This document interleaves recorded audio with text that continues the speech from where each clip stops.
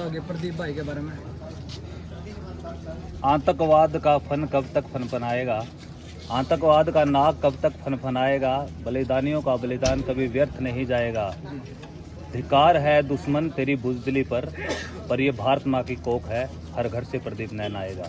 मैं प्रदीप नैन भाई जो हमारे बिनैन खाप की, मैं कहूँगा कि जिन्होंने हमारी बिनैन खाप का नाम पूरी दुनिया भर में रोशन कर दिया है, उनके सर्वोच्च बलिदान को पूरी नैन खाप से की ओर से और मेरी ओर से मैं उनको नमन करता हूँ, हृदय से श्रद्धांजलि अर्पित करता हूँ। परिवार से बातचीत हुई, परिवार से मिले हो?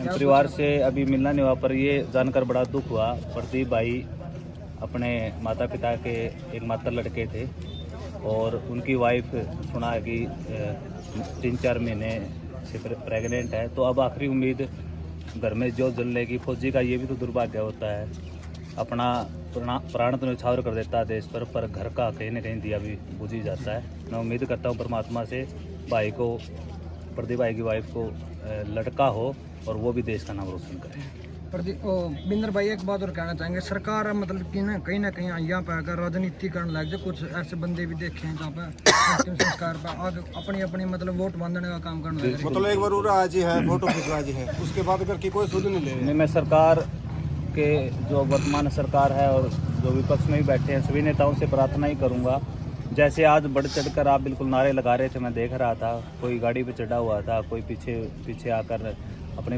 उपस्थिति दर्ज करवा रहा था।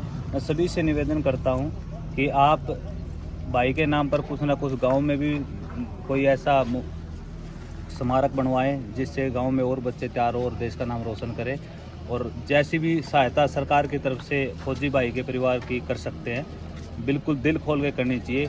आपका यहाँ अंतिम यात्रा में आना तब चरितार्थ ज़्यादा होगा। बिंदर भाई, आज प्रदीप नैन ने जो शहादत दी है उसको लेकर आज युवाओं को क्या संदेश देना चाहोगे?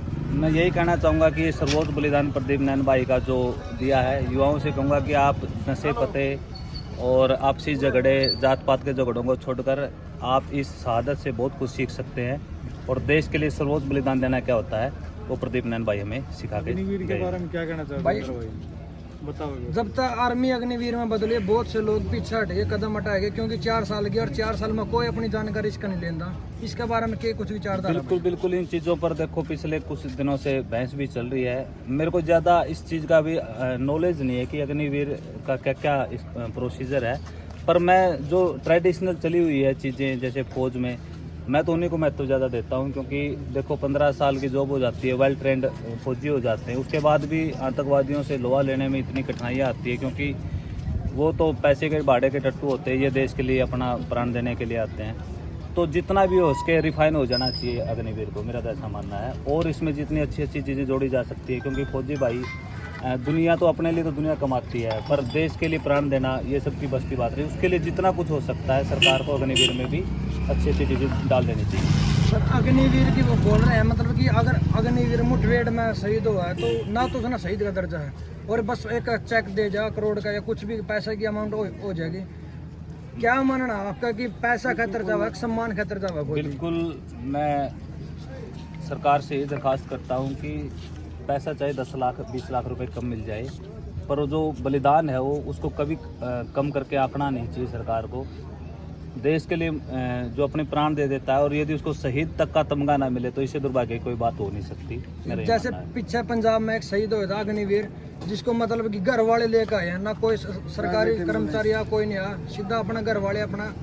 बिल्कुल अग्निवीर में ये कमी है जो शहीद वाली दर्जा नहीं देना है, या फिर जैसे आप बता रहे हो कि कोई मान सम्मान राजकीय सम्मान के साथ उसका अंतिम संस्कार नहीं हुआ, तो मैं कहना चाहूँगा ऐसी योजनाओं पर और ऐसी योजनाओं की जो उसके पार्ट है उनमें बिल्कुल जल्द से जल्द सुधार करना चाहिए, वरना देश के बच्चों का फौज के प्रति मोहभंग हो जाएगा। क्योंकि यहाँ पैसे के लिए कोई नहीं जाता, पैसा कमाना है तो धरातल पर और बतेरे काम धंधे होते हैं।